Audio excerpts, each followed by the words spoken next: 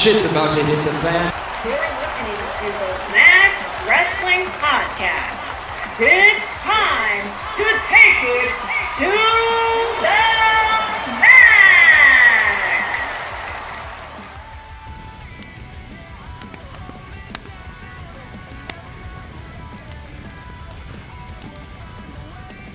Hey yo, it's Thursday, and you know what that means. Welcome to the House of the Dragon King.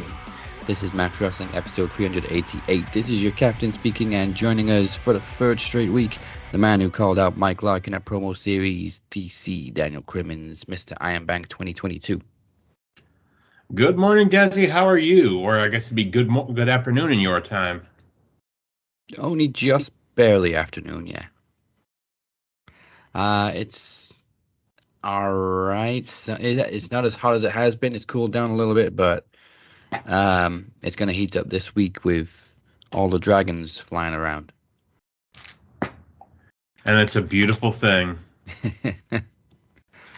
I don't know if they could fit any more dragon references into Dynamite, but it was cool. I'm sure they could have found a one or two. I always love a good dragon reference. Moses Marquez will be joining us shortly, hopefully. We know he's working hard lately, so he's sleeping in a little bit this week. But let's I know I forgot to upload it to TikTok again last week, but I'll try my best to do it this week. Let's lay the talk down. These are the free topics for TikTok this week. You told the AEW guys to stay away. Another one. I don't play that game. So let's get into why you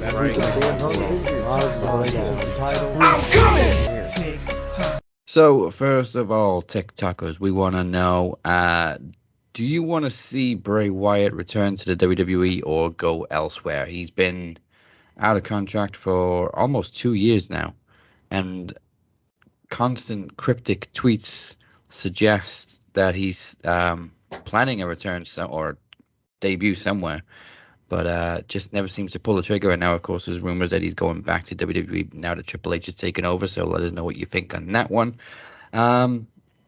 Another rumor I read last night is that Trish Stratus is maybe planning a long-term return to the ring. So as somebody who experienced the Ruthless Aggression era, would you want to see Trish return to the ring for one last run, or should she return to the ring for one last run? I believe she's mid-40s at the moment.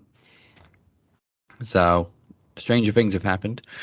And finally, we're getting closer. Even though they announced it for Dynamite next week, I still don't believe that we're going to be deprived of this match on pay-per-view. So September 4th, CM Punk or Jon Moxley, who's walking away still AEW World Champion. Do the whole TikTok thing, Stitch, whatever it is. I don't know TikTok. That's Moses' thing. And get back to us on that one. To answer your question, Trish is 46 years old. I thought she was mid-40s. Yeah, so she may have a lot left in the tank. I wouldn't really be opposed to a good run. I mean, Edge has done great since his comeback. And Jericho's in his 50s, so yeah, there's plenty of potential there for one last run. I always thought her run ended very early. Oddly. She was in WWE for 6 years. She retired in 2006, and I thought it was too soon. I thought she had a lot left in the tank back then, so I would definitely be open to seeing one last run. Just not against Charlotte again. Oh yeah, let's not do that. There's plenty of other women that could use the spotlight or use the rub from Trish. Oh yeah. I mean, Trish and Bianca, Trish and Becky. The list goes on. There's so many NXT girls coming over. Io Sky, Bayley. Raquel Right. would be good for. Yeah. They both have that athletic vibe. Oh, Trish and Asuka would be a clash of styles. Trish and Alexa, I feel, would be good too. Yes. Yeah, Alexa needs something. She's kind of in limbo right now. As we talked about last week, she's in limbo with all her gimmicks. It's like she doesn't know who she is anymore. All right, then. So those are the topics. Let's jump into this week's headline. First of all, it's been, I think, 8 months since Kenny Omega's last match. Sounds about right.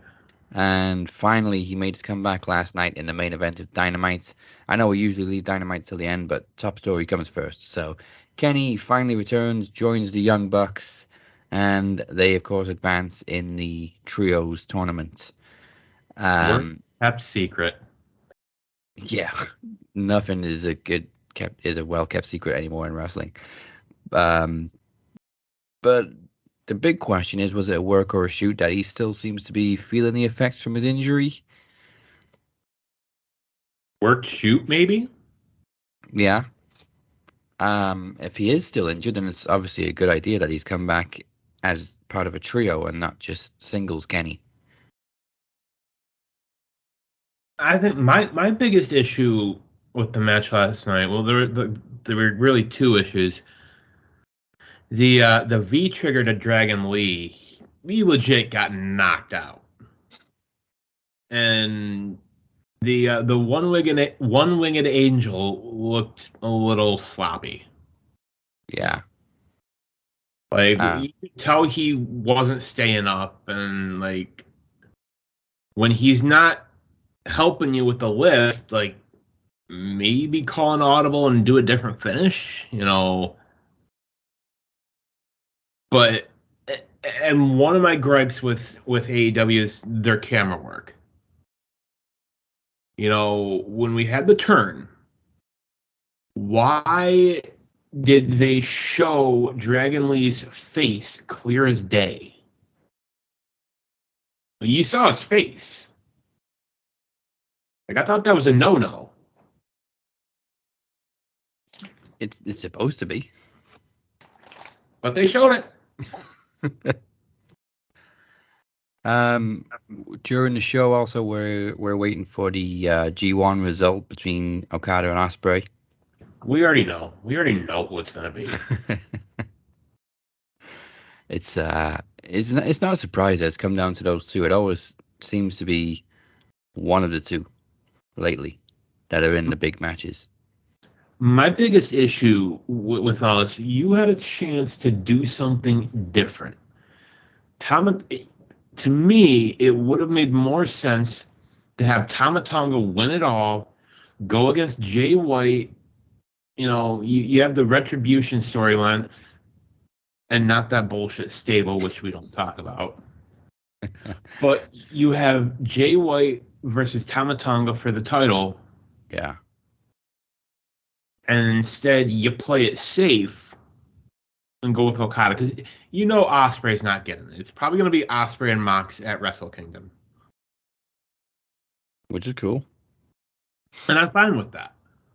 But does Okada really need another title shot? He's very much the safe place for New Japan. It feels like this is Kenny all over again. They didn't go with Kenny when they should have, and when they did put the title on, they gave him that pointless title run. He was champion for what, 2 months, 3? Yeah, felt like it was over before it began. There he is, back in Rick and Bow. And joining us is El Jefe TV champ Moses Marquez. Good morning. Top of the morning.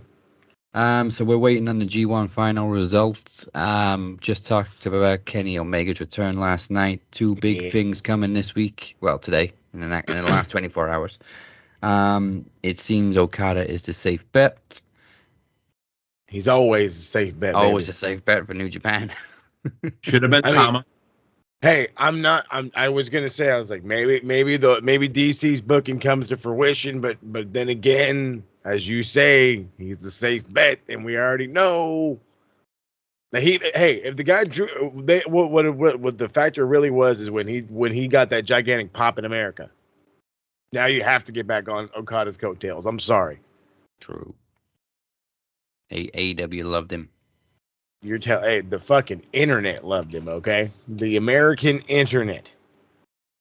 Come on now. It did feel huge when Okada walked out. Huge. Huge, It this was guy.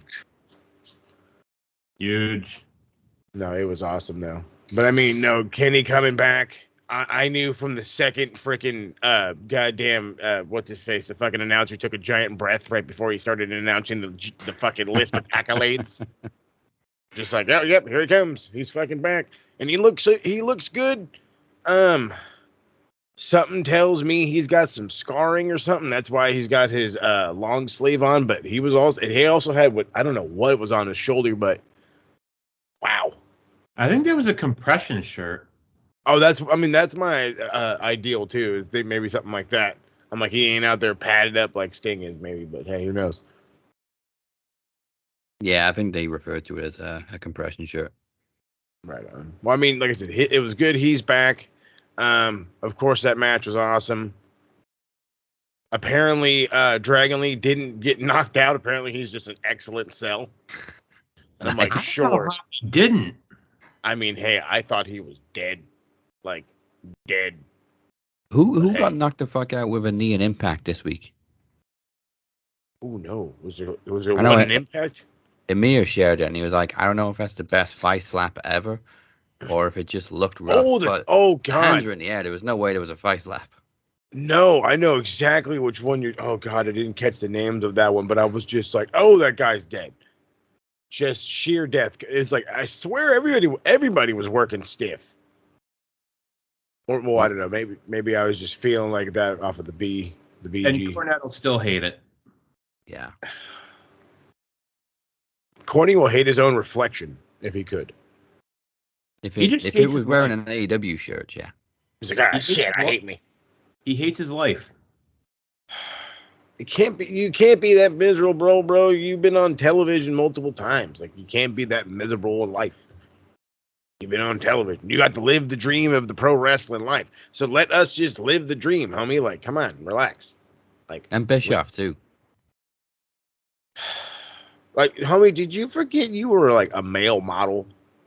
Okay, and then you got thrown into a company that got carried by some of fucking wrestling's like biggest legends. You know what I'm saying? I think at one point Bischoff was actually an executive for Pizza Hut. Get the fuck out of here. I could be wrong, but I think I remember reading something. He was working for Pizza as an executive. Let's go. I think Bischoff is just angling to get a job back at the E. Yeah. He's very much been an E guy since the Hall of Fame. Hey, you know what? That's fine. That's fine. You know, what's the saying the kids say? If you're broke, just say that. Yeah. Nothing wrong with begging. Hey, nope. No, sir. Well, this match doesn't look like it's coming to a head anytime soon. So let's get into shit mark. Say, this is stupid shit people have been saying online. Oh, Lord. OMG, Kevin Nash. Who the hell told you tonight was open mic night, bitch? Tell me you did not just say that. WTF, thought he was dead, LOL. Names have been changed to protect their stupidity. First up, we have Vicky with 2 Ks and a Y. You know that's a girl's name, right? Vicky says, with his sideburns there, Triple H, you only married Stephanie McMahon so that you could inherit the WWE from Vince McMahon. I know you was involved in getting Vince fired. I hope the board of directors, along with Nick Khan, fire you. Yeah, that is embarrassing. That is embarrassing. Yes. Oh God. This was Triple H's plan all along, ever since the curtain call. He even sacrificed his semen to have 3 daughters with this woman just to steal from that senile old sex pest. Talk about shoot for storytelling. Long-term storytelling at its finest. Jesus, stretch it out. Has it been fucking 20 years? Yeah. Fuck me. Are you kidding me? Are you kidding me? I actually think they've been married 20 years next year. Yeah, that's fucking awesome. That is awesome. I was about to say officially married, not. I was about to say no. Officially married. I want to say in like 02, 01 ish. I think it was 02, 03 because I think she was GM at the time. There you go. I'm trying to remember, when was the angle? 99. Well, late 99, December. Okay. So It was, you're December Okay. 99. so like my whole thing is like you're telling this for this fucking Vicky guy, because I don't know, like a guy named Vicky. Anyway, and you really think in from the the storyline of this all, in 1999, Vince McMahon was gonna fuck himself out of a company to the point where fucking this son-in-law, not his son who was also a part of the company, not his daughter a part of the company, wife at the time a part of the, all these people a part of the company. You really think that it was just like, this is what I'm gonna do? Like, what the fuck kind of thought process do you have? Like, everybody has the Mr. Burns, the fucking Mr. Burns form. Just like everybody's plotting all the time. Excellent, like all the time. Like, what the fuck? And we all saw Stephanie McMahon in 99. I'm pretty sure that wasn't the only reason Triple H married her. Nope. There's a few others. Exact date was October 25th, 2003. Oh, there we go. Wow. It's fun. Yeah, right around the corner. That was peak Stephanie GM. Mm-hmm. Oh, wait, yeah, now I remember, because she had the match with Vince at No Mercy, like Oh, right before the God. wedding. I think it was the night before the wedding, actually. No. And Vince pinned his own daughter, which, honestly, Vince probably got off on that. And then I was saying, paid her didn't off. he also clobber her with a chair? Yeah. And he wanted her to bleed. Because of course he did. This is Vince. Like, I love how we bring up like the ultra negative of Vince, but then like there was that gigantic cult following, and they've been quiet as shit. Well, that brings us to the next one. Oh, God. From Sex Pest 24/7. So one guy says Vince was absolutely a genius. Old age gets us all. Somebody replies, and a sex criminal. Yes. But then Vince's hero comes to the rescue and simply says, "Who cares?" Motherfucker.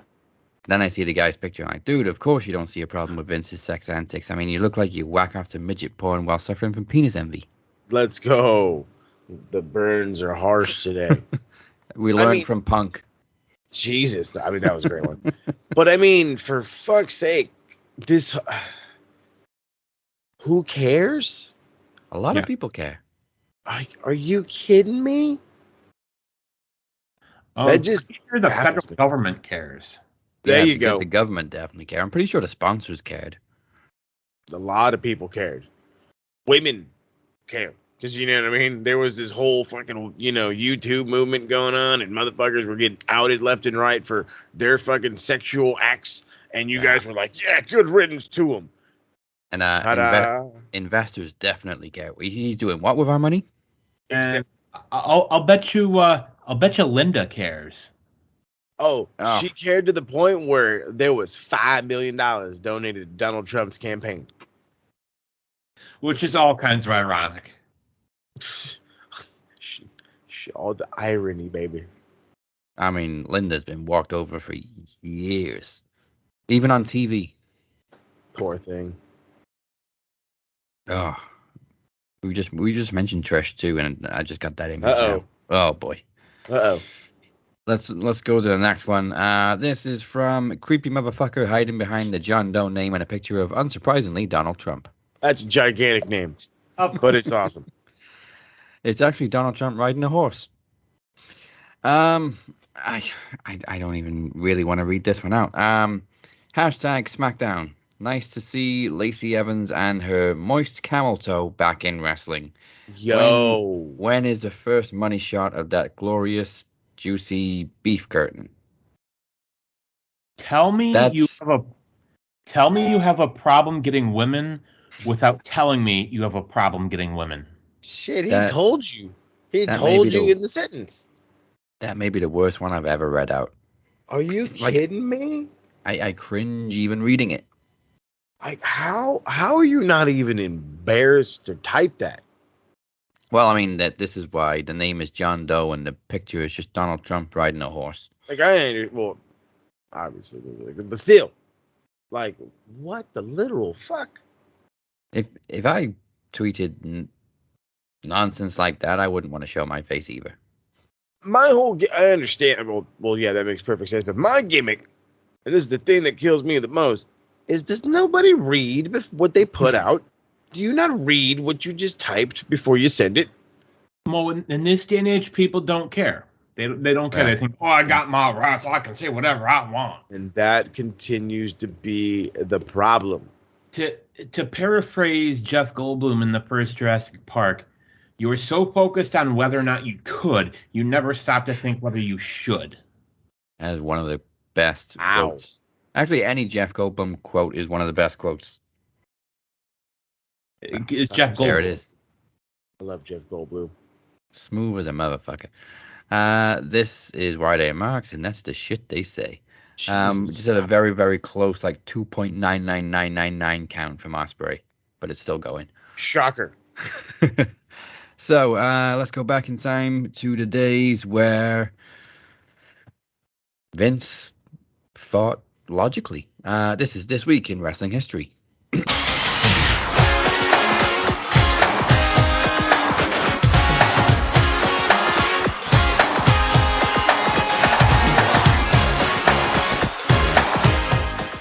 August 14th, 2006, Lita won her third Women's Championship in the opening match of Raw, defeating Mickie James. She went on to hold it for about a month, I think, before Trish won it one last time and then retired. Nice. Just one more match and no class. I don't remember Lita wrestling Mickie James. I'm really trying. I don't remember this title change, and I should have done if it was like the opening match of Raw. I kind of remember it. Like that was her peak time with Edge. Oh yeah. Oh, okay. Like I was like, what the fuck? They'd been together all that long, but it was like, I think this was before that celebration they had that one time. Yeah, the celebration. See, now I remember them both being champions, but I don't remember Lita beating Mickie James for it. But obviously it happened. Also, August 14th in 2011, after a unification match where CM Punk defeated John Cena for the undisputed WWE title, Punk was then attacked by Kevin Nash, allowing Sleazeball El Patron to cash in his Money in the Bank contract. That whole speed bump in the summer of Punk where they added Kevin Nash to it. Interesting. I always forget about it, I'll tell you that. Yeah, I remember more about Punk's burns to Nash than I do about him feuding with Nash and then losing to Triple H. Super Shredder needed a payday. Super Shredder. Super Shredder. I don't think a lot of you are going to get that one. Oh, it did give us a lot of good quotes from Punk. Particularly the one that we use for Shit Marks Say, which is the text message from Punk's sister. Oh, yeah. LOL. I thought he was dead. Also, August 14th, just last year at Triplemania 30, Deonna Purrazzo defeated Fabi Apache in a title-for-title match to become AAA Reina de Reinas champion. And she only lost it this past April, so she held it for a good amount of time. Another near fall for Ospreay there. August 15th, 2004, actually a very memorable SummerSlam. Kane defeated Matt Hardy in a Till Death Do Us Part match, meaning he got to marry Lita. Oh, jeez. Oh, that's right. And then a couple of months later, we got It Wasn't My Fault. Yeah, it was... Watching it now, it'd probably suck, but it was kind of funny back then with Snitsky getting involved and the punts from... The punt heard around the world. The punt heard around the world. We also got John Cena defeating Booker T in match 1 of a best-of-5 series for the US title. I believe 3 of those matches followed on house shows, and then the final match took place on another pay-per-view or SmackDown. Oh, that's a way to rob me, Bear Bud, but all right. Yeah, but they did show footage from the house shows, which is cool. They'd never really done stuff like that before. Well, bring it back, Jack. Edge defeated Batista and Jericho to retain the Intercontinental Championship. Kurt Angle defeated Eddie Guerrero. Triple H defeated Eugene. The Undertaker challenged JBL for the world title, and Randy Orton found the missing World Heavyweight Championship that mysteriously vanished in the main event of WrestleMania 20. Just It's popped up out of nowhere. Gone from the record books, but Randy Orton found it at SummerSlam. Vacant. The greatest champion of all time. WWE Vacant is just highly decorated. I mean, Vacant's even been the AEW champion. So I mean, Right. how is Vacant not in the Hall of Fame? He should be. Definitely in WWE's Hall of Fame, that's for sure. Yeah, if they got the balls to do it, though, you know the controversy behind it.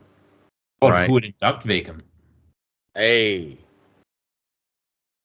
That's Barry a good Horowitz. Who's Attaboy. vacated a title the most times? question. Was vacated time? Ooh, that's a good one.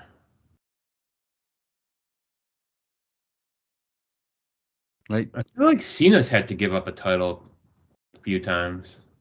yeah. Edge, Be dry. B-Dry. Nate Unlike had a few taken away from him because he was dancing Nate. around in other companies. Yep. And stealing helicopter belts. notice. Actually, fuck it, Ric Flair can induct Vacant. And HBK lost his smile, and then there was the other time that he got jumped by apparently a whole bunch of guys. Yeah. 47 Marines. I think it was like 13. It turned out to be like 3. Yeah, but like Cena got stabbed in a nightclub by Jesus. Whoa. And then wrestled him a week later. That's right. I was like, sorry, with a stab wound. What's happening? Of Wow, course, the storylines.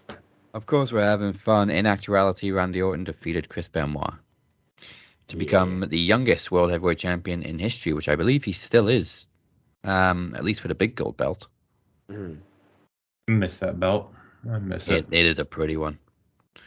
August 17th, 2008, the event which won the Phoenix to Knowledge Championship last week, SummerSlam. Main evented by The Undertaker versus Edge in a Hell in a Cell match. And final bit of history, August 17th, 2014, Paige defeated AJ Lee for the Divas Championship. Roman Reigns won his first big singles match against Randy Orton. All this was at SummerSlam, I forgot to say. And Brock Lesnar absolutely destroyed John Cena with 16 suplexes and 2 F5s to win the WWE World title. Yes. And Cena got no offense in that match. No, None. I think he attempted an SDF, but Brock got out of it. I mean, for Cena to get ragdolled like this for 16 straight minutes was just completely unheard of by WWE's booking. Like, I was Really was. glued to the screen, and you could just feel the silence in the audience, apart from that one kid that kept chanting, "Let's go, Cena." Literally for the entire 16 minutes, just one kid going, "Let's go, Cena." He was dying for the chant. I mean, he wants the chant. I can't say I blame him. Absolutely nobody joined in. Nah. Poor Well, that was kid. like the fact that before Punk came back, like people were still trying to get CM Punk chants going. Yeah. And then we finally got the legit chance. Almost a year ago now. Wow. It's a Right? year this week since Punk debuted in AEW. Actually, I saw the little thing on Dynamite last night. They've released, well, are going to release a 1-year commemorative hockey jersey for what? I think it was $125. Motherfucker, what? Right? And I bet there's nothing on the back. It's just a logo on the front. Oh, no, it probably says Punk and then, like, a number. It'll look like an actual fucking hockey jersey. Let's take a look. But I mean, AEW. like, that don't mean shit. All right, let's see it. Let's see if it's on the website yet. There it is. Oh, yeah, there you go. Punk 13. $100. It is, yeah, $124.99 plus shipping. I'm paying $150. I mean, Hell it's no. nice. It is But very hell nice. no. Did I say hell no? Hell no. Shit. So that's going to be in next week's history, Punk's return. Spoiler alert. Oh yeah, we're telling you the future. All right. So before we get into more news from this week, let's get Guess the Wrestler going early. Let's go.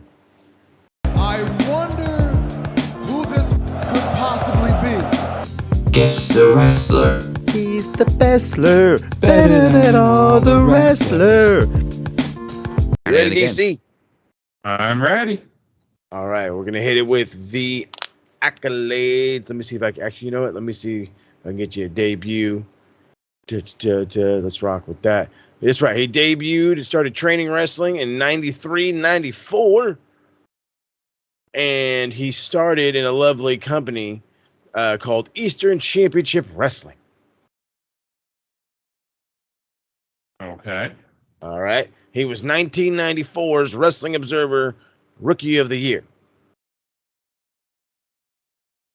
He was Jersey All-Pro Wrestling Tag Team Champion with some dude named JT Jobber, which is an excellent name, by the way.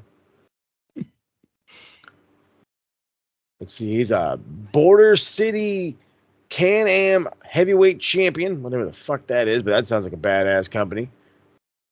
Let's see. He was, that is not Impact Wrestling. Nope. That is not Impact Wrestling. One-time ICW Heavyweight Champion. That's not Impact Wrestling, motherfucker. Same Championship Wrestling. Attaboy. All right, here we go. That's throwing a curveball for me. Oh, wait, you said it was Border City Can-Am Heavyweight Champion? Yes, sir. Let's see. He was the winner of the Tampa Bay Brawl in 1995. Triple Crown winner in ECW. 3-time tag team champion. 2-time television champion. 1-time heavyweight champion. All his ECW accolades. And I think I know this. Well, give me guesses, brother. You just always throw a I'm name. saying Rhino. No. Not Rhino. Not Rhino. Not Rhino. All right, let's see if I can throw some more at you. Here we go. This might throw you in the right connection. The New York Wrestling Connection Hall of Fame class of 2016. 5-time tag team champion with multiple people, and a 3-time heavyweight champion, all with the New York Wrestling Connection. I got 2 more to give you, but these are awfully obscure. I think I know who it is now. Take a stabber. I'm going to say Tommy Dreamer. That's a no. I'll give you one last one. Yeah. Showed up in WCW for a cup of coffee in 99. Went back to ECW in 2000, where he went directly for the heavyweight championship, lost, and then took on Rob Van Dam December 26th, I believe it was in 2000 for Hardcore TV, I believe was the name of the pay-per-view. Or no, Guilty as Charged. No, I was right, Hardcore TV. I'll give you one last guessy. I'm thinking of 2 names. 93, 90. Raven? That's a no. Since you got 2, what's your last one? I got to hear it. I was going to say Sandman. That's also a no. I will let you know who this guy is after I tell you all the fun guys he's fucking trained. So he's trained Amazing Red, Kurt Hawkins, Tony Nese, Zack Ryder, Don Marie, Jay Lethal, Mason Rage, John Silver, Trinity, and Trenton Beretta. Ladies and gentlemen, the one guy that nobody thought was the shiz in the biz in the EC dub. They call him Mikey Whipwreck. Mikey fucking Whipwreck. See, before you said ICW, I was going to say Taz. No Taz. See, I wanted to go obscure for this one. I was like, come on, let's test the brain muscles. When you mentioned WCW, I kind of thought Hardcore Hack. I thought so. I could have definitely seen how you were going that way. And breaking news. Even in WCW. Break news. G1 is over. And they're both on the floor. And they're both on the floor. Shit. Whose theme's playing? Oh, I saw the ending. One Rainmaker. That boy. One Rainmaker put Ospreay down. No. Es todo. No. Es Hold on. No. Bullshit booking. So what's our final? Oh, we still have the other final to do. Oh, we do? Oh, this was it. Wasn't there 4 blocks? They had him. Oh shit! All right, well then it's the man. Yeah. Okada was block A. Ospreay was block D. Oh, that's right. He was block D. And Tama, I think, was block B. So Yeah, and Naito block C. And I think Naito and Ospreay was last night. Yeah. Because who gives a shit about Tetsuya Naito? Nobody apparently. I'm just kidding. Man, they're both still down with like ice packs on their head. How long was this match? At least 30 minutes, I'm sure. At least. Well, we called it. Well, you called it. Okada has won the G1 for the what time? I want to say the 6th time. Well, And damn. second time in a row. Actually, no. That's way too many. He won it.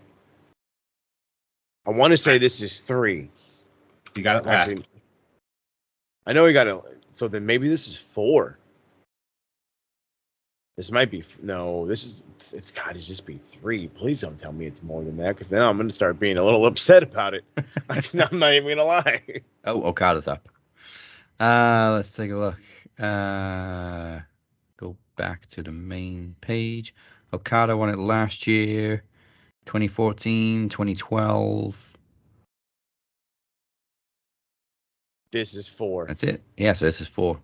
Jesus Christ, buddy. Ibushi won it 2 years in a row too. Mm-hmm. There is the only other person to win this tournament more than him is by a fantastic guy by the name of Antonio Inoki. 2 more. He's the only guy, but that was before the G1 was the G1. That was back when it was the IWGP League. I mean, Hogan won that one too, for fuck's sake. One And other guy won it 5 wrestled. times. Who the fuck won it 5 times? Booker T, 5 times. Chono. Oh, that's right, Masahiro Chono. Oh, that's right. That was Holy all shit, he did. G1 too. Back to back. So it was 91, 92, 94. God damn, dude. 02. Oh, fuck yeah, let's just come on back in 02, 05. Just come on, fucking stroll them back. I'm going to keep on winning. Motherfucker, man. Jesus, Chono. Nice. Like, I'm a little mad at him now. Like, come on, stop hogging the fucking spotlight. Share the Oh, wealth, man. Ospreay visibly upset Yeah, as shocker. they now present Okada with a trophy. Well, that's what we've been waiting for, the result. I'm sure it usually finishes like an hour before now. No. Oh. Maybe I'm thinking of Wrestle Kingdom usually finishes right before we start recording. Sometimes. I mean, I don't. It all honestly, it all depends on like what matches are important to the card. You know what I mean? Because sometimes because last night's show, most of them got rushed. I was told most of them only went about 13, 14 minutes a match. In most other instances, you'll get like 3 or 4. No, not 3 or 4. Like 2 or 3 30-minute or at least 25+ minute long matches, and it's like, dude, this shit's going on forever. Yeah, last night, apart from the 2 semifinals, everything was under 10 minutes. Yeah. And they were all tag matches. Well, good shit, man. Tag her down. God damn, Okada. Still no match time on this one, but I'm judging by the look of them both. I'm guessing it went for a long, long time. I didn't catch the beginning of the match. Well, yeah, it was probably 3.5 hours ago at this point.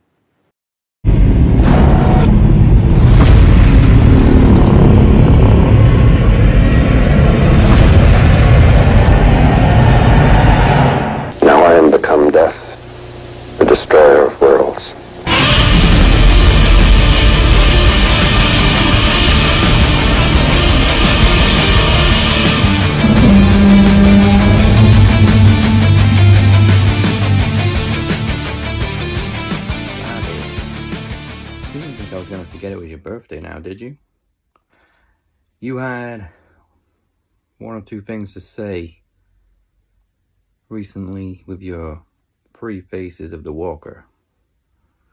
I know a little thing or two about having multiple faces myself, as you know. So, allow me to respond. See, you may run the House of Ashes, but people seem to forget around here that this is the House of the Dragon King. And I need to thank you, Travis, because I've been having a little bit of fun since I became world champion. I became a drunken pirate of all things, but I'd like to thank you for reminding me who the hell I am. You're world champion, the captain. Pretty soon, I'll be the longest reigning world champion Max Wrestling's ever seen. I've already spent the most days combined as world champion. But Travis, you want this title so badly, you're willing to take on 2 members of the jury at Promo Series to get another shot. Now, while I admire that, pal, you need to realize that it's tough at the top. I mean, you were only world champion for a couple of days last time, right? But you know what? That wasn't your fault. And who was it that took that title when you dropped it? The lawyer. Who is currently the longest reigning world champion. So not only are you taking on 2 members of the jury, but you're taking on the 2 longest reigning champions Max Wrestling has ever seen. And not only is it tough at the top, but it's lonely at the top. Hell, remember what happened to the other guy?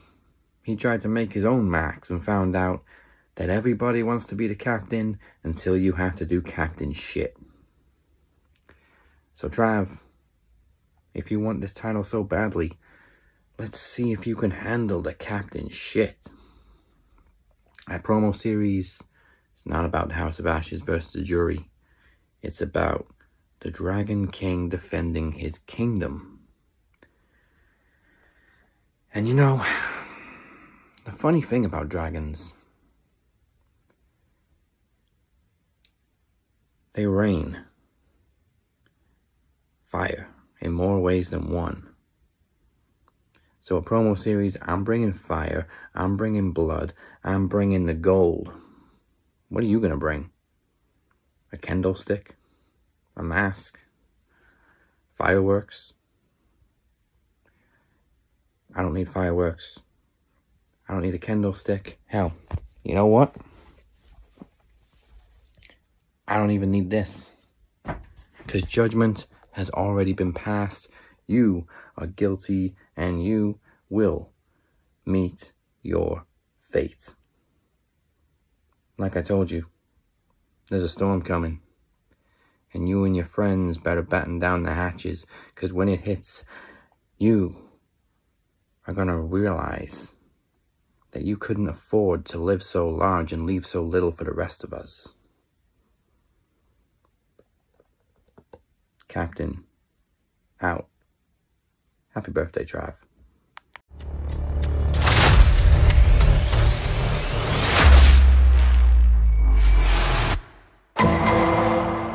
Well, Michael Markin. Huh? What's that? Really? Huh. Okay, sorry. Michael Larkin. That doesn't seem right. Anyway, you have been offered a match at Promo Series, and you've declined it despite wanting a match at Promo Series. So, DC comes out, and he's like, yeah, you know, I'll face you, Michael. And then you're like, no, I will not fight you. I will not face you at Promo Series. I am too good for this. After everything I have done, I have deserved more. Well, guess what? I have a bit of a reputation around here, should we say. So, I know that we haven't really been seen on screen together. So, for the benefits of you, and, well, basically only you, let me introduce myself. My name is Chad Malcolm, and I am the official lawyer for Max. Now, you have been offered a match, and you've said no. But I know that you really want to be on this show. And I know that this is the only way you're going to be on this show. So I'm going to do you a favour. I have written a contract, and DC has signed that contract. Now, I took the opportunity, shall we say, to sign that contract for you. So this match at Promo Series, DC versus Michael Larkin, is going to happen, whether you like it or not. So we will see you at Promo Series, Michael. But Promo Series, there is something else happening. What is it? Oh, that's right. I am competing for Max World Championship. Now, I know that the current champion is my my jury member, the captain, and obviously the other member is the Walker, my previous client. But you know, well, we know which we know who's doing better, my current client or my previous client. Just saying. Anyway, you, Travis, want to say that I go to Odin. I go visit Odin, right? So let's just keep that up here for a minute. I visit Odin. I work at Odin. Okay, let's keep that up here. And Captain, you want to say that you're the oncoming storm? Was it? You're the oncoming storm, right? Well, in that case, if you're the oncoming storm, and I work at Odin, maybe I should get Stormbreaker. Call myself Thor, and see you both at Promo Series.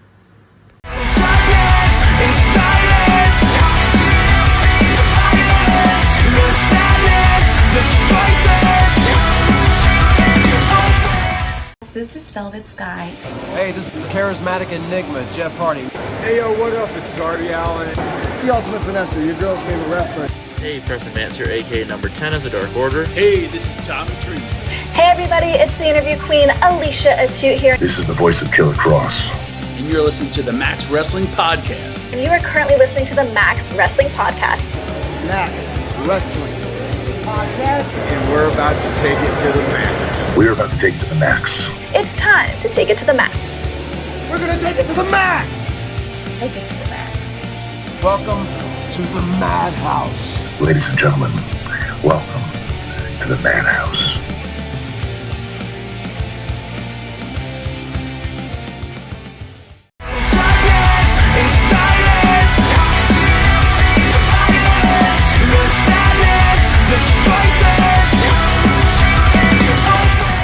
Welcome back to the Cap and Mo Show. Welcome back to Max Wrestling. Still to come, the lawyer has something to get off his chest, and we're going to talk AEW in just a sec. But first, like us, follow us, watch us. Hit that subscribe button and don't miss our next special events. Coming up on November 24th, Max Wrestling presents Promo Series 7 Rise and Storm. It's 3 months away, and it's already stacked to the rafters.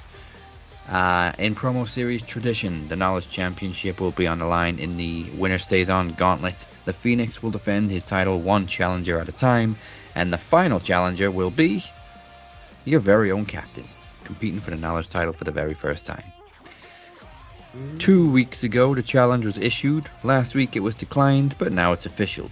DC and Mike Larkin will renew their rivalry from Promo Slam 2020 as they go head-to-head in a promo exhibition.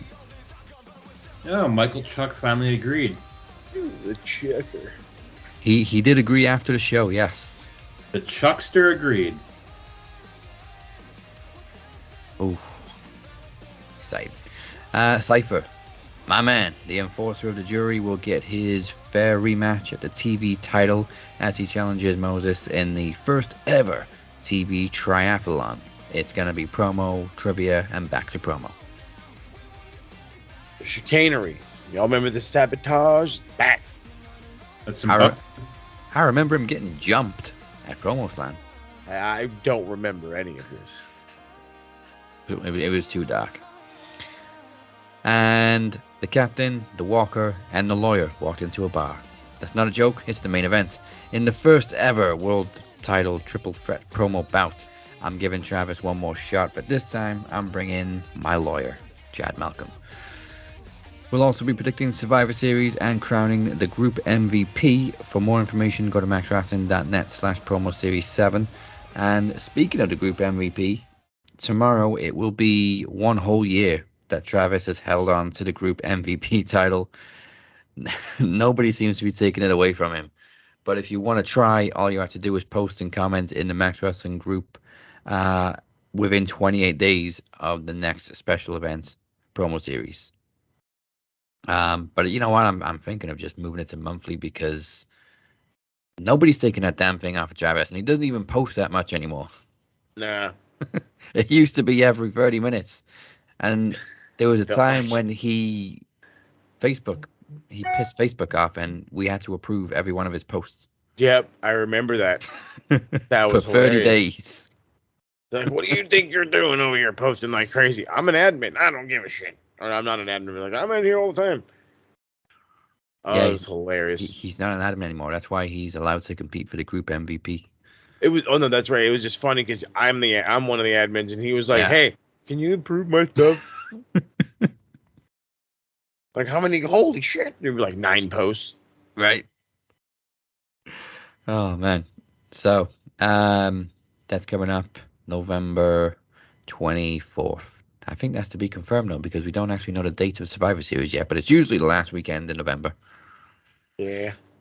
All right. In other news, again, I watched both Raw and SmackDown this week. So Raquel and Aaliyah advance in the women's tag team title tournament. Bit of an oddball pairing. It wasn't so long ago that they were talking about sending Aaliyah back to NXT. Well, I mean, Hunter's back. Hunter's running the show now, so for all we know, the game's changed. Literally. I mean, to be honest, I've never really had that much of a problem with Aaliyah. Like, she's not the best, but I've seen so much worse over the years. So I'm sure you have. Date for Survivor Series is Saturday, November 26th. Perfect. I don't need to change the date. No, let's go. So what's the tournament looking like now? I need the brackets. Give me the brackets. Yeah, give me those damn brackets. So we got Raquel and Aaliyah will face the winners of Nikita Lyons and Zoe Stark versus Natalia and Sonya Deville. There's so many weird pairings in this. I was just gonna say, what the fuck kind of teams are these? Yeah. People. You guys, you're a team, and you guys, you're a team, and you guys, you're a team, and go. We needed people that will be able to lose to Io Sky and Dakota Kai, because they're gonna win. And the second they do, you're gonna hear Sasha Banks music, and she and Naomi are gonna come out with the real titles, and it's gonna be the CM Punk return all over again. It's gonna be the exact same. Yeah, I'm kind of glad that they didn't go with that in AEW.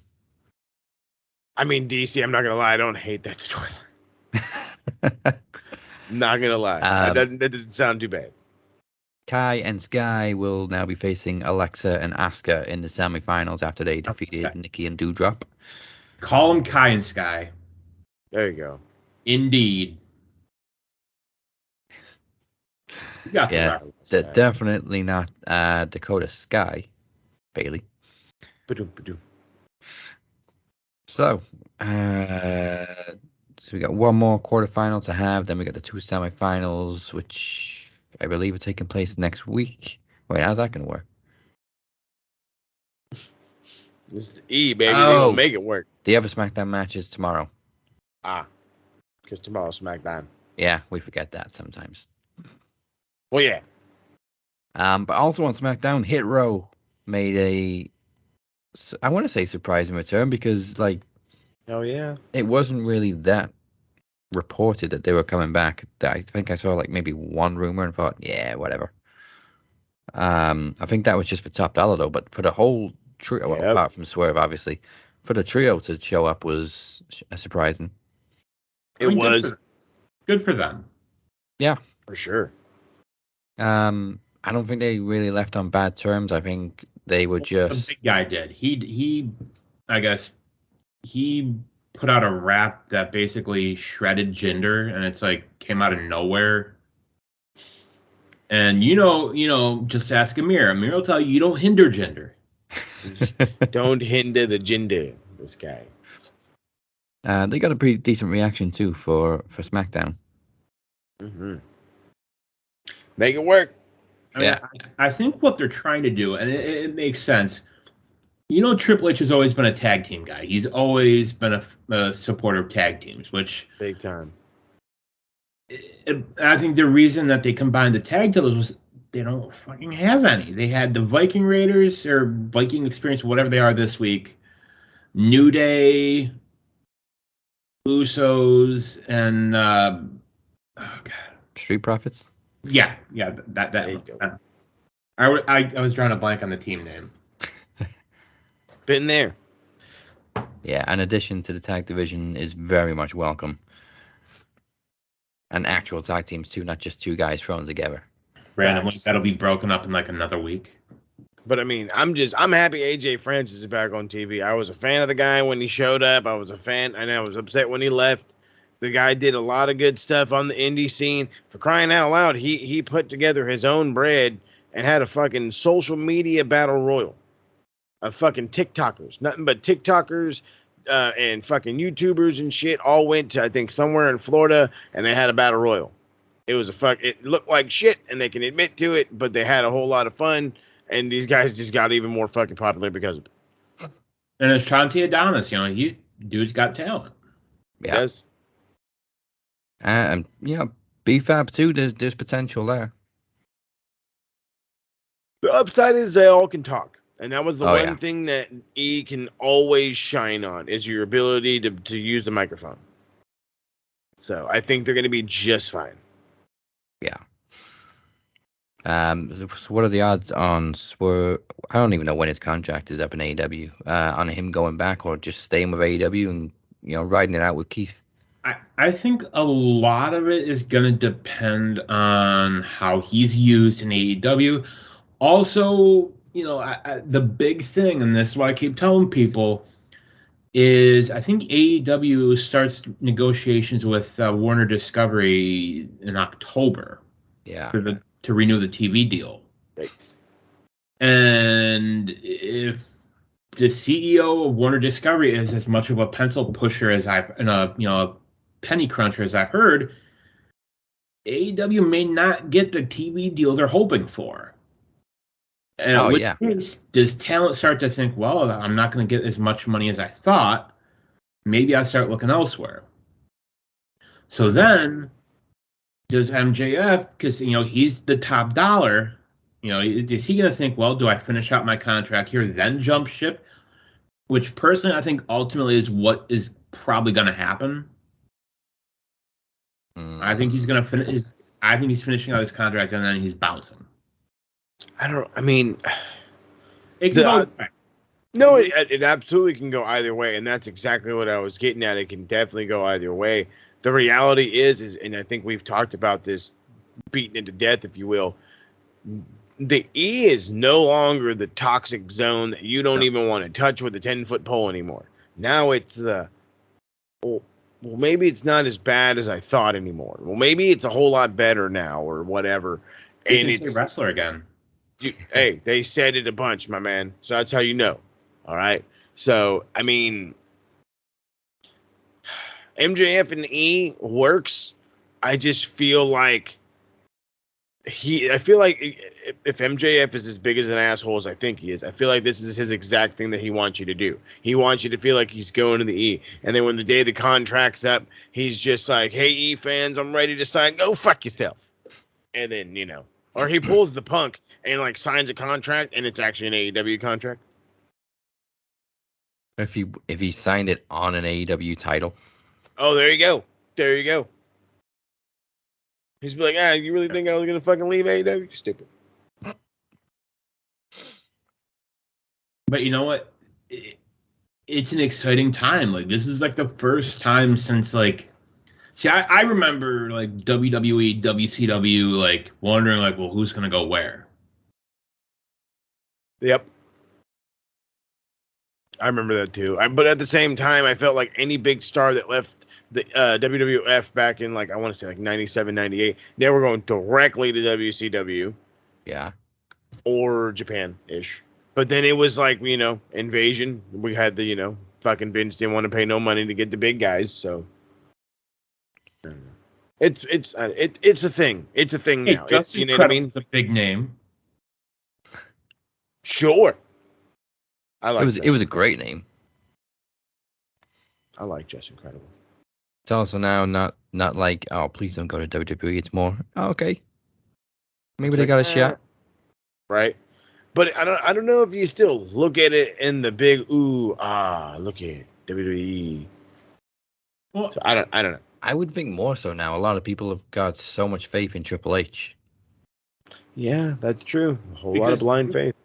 You know, some of the former WWE guys that went to AEW were like, yeah, I was in NXT with Triple H and, he was great. But then I went to the main roster and Vince. They talk. Oh, yeah. And some of those AEW guys are now going to, that maybe didn't work there, are now going to think, well, maybe. I'm not saying they're going, but it might cause them to think, well, I wonder what if. Right. Now, other guys that I don't think will ever step foot there, absolutely. Oh, yeah. There's going to be a handful that'll never touch that soil. Fuego.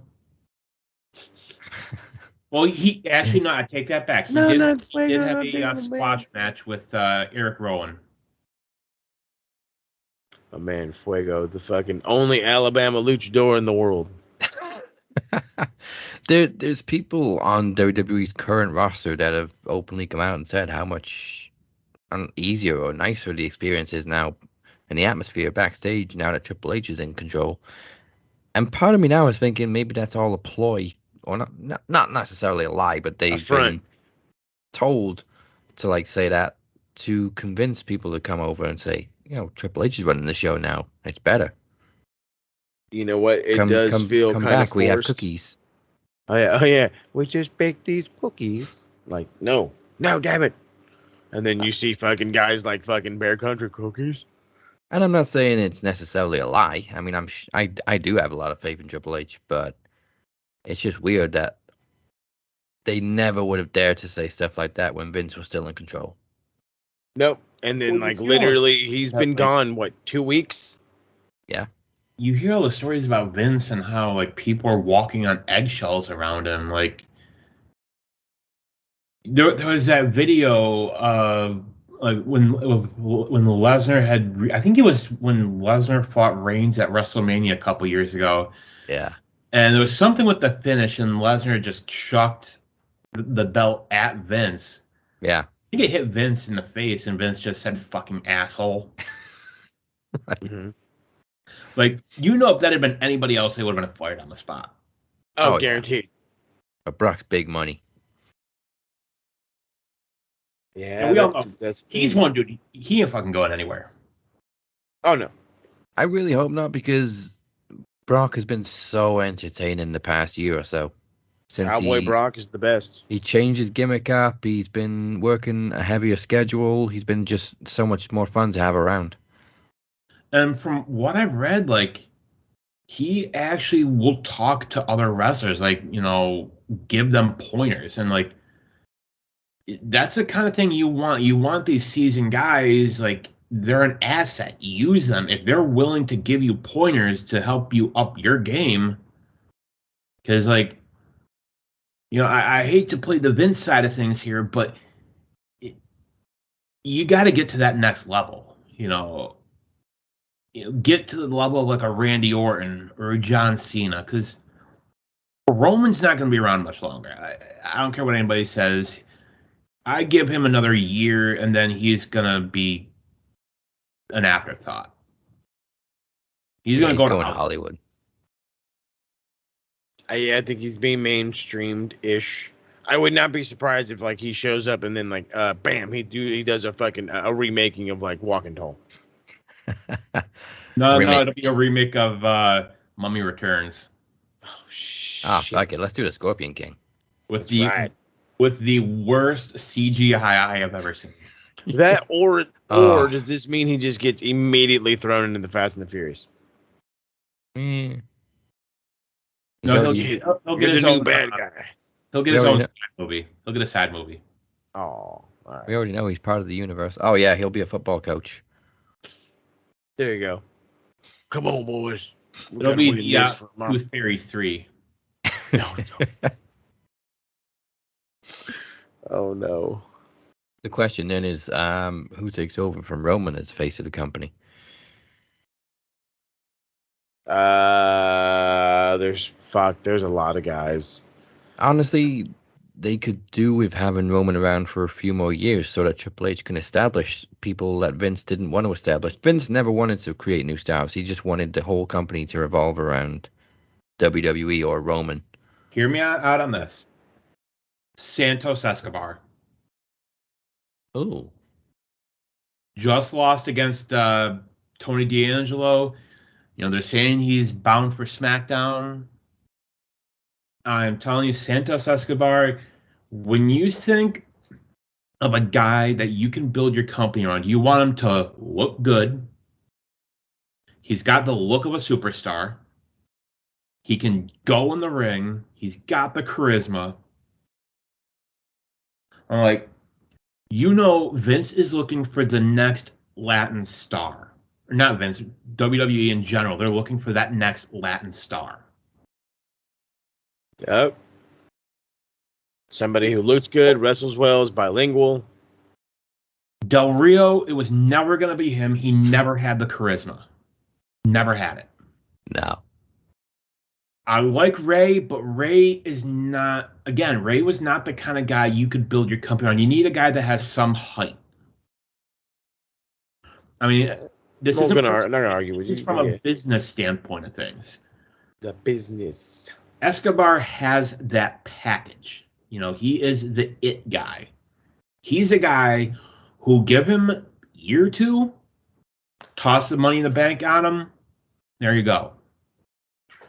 I also see a lot of bright highlights in Gunther's future. Oh yeah, big time. They love him there, and even love him. Ludwig Kaiser too. Yeah, they are both so shredded. Like, I knew they put a lot of work in, but I saw a side-by-side comparison this week of, like, how they looked in NXT and how they look now, and jeez, they like different people. What a difference, bud. Especially Gunther. The dedication's there. We always knew that. And again, they're highlighting the IC title, and they killed it for the IC title this week, Gunther and Shinsuke. Hell of a match. I heard great things.